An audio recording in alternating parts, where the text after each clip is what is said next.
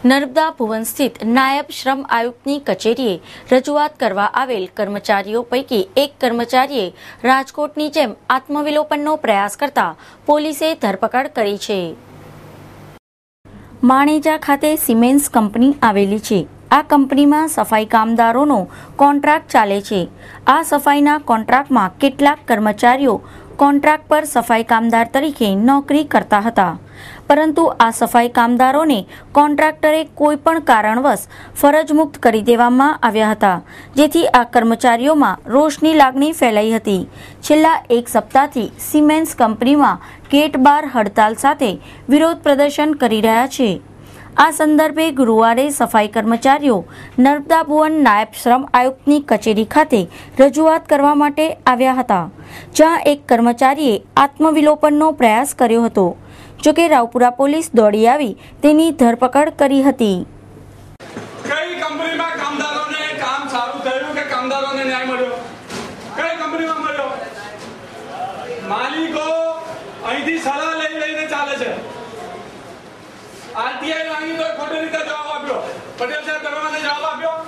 તમે મને જવાબ આપ્યો? પરંતુ એક મહિનાથી પાછા પડ્યો કેમ નહીં પૂછું? મારો હક છે, અમારા માટે ઓફિસ છે, મારું પડે।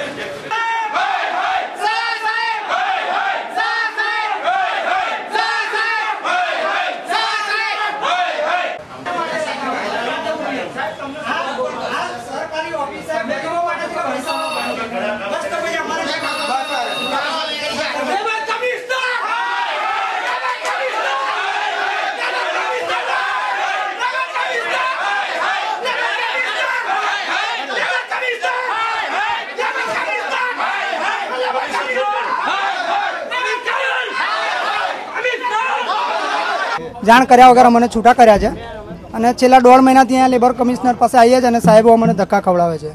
સાહેબો એવું કહે છે કે 15 માણસને લેવાના છે, કાલે લેશે, પમદાડે લેશે, અઠવાડિયું થશે, વાર લાગશે। આ રીતે કંપની મેનેજમેન્ટ પણ અહીંયા આવે છે અને શું વાત છે કે આ લોકો જાહેર કરી નથી। આજે 1.5 મહિનાથી અમે અમારી કંપની સામે હમણાં તપાસ પણ પર છે અને બીજા ઘણા બધા છોકરાઓ બી બિચારાઓ રોજીરોટી વગરના થઈ ગયા છે। આ એક દલિત સમાજનું એક અપમાન છે।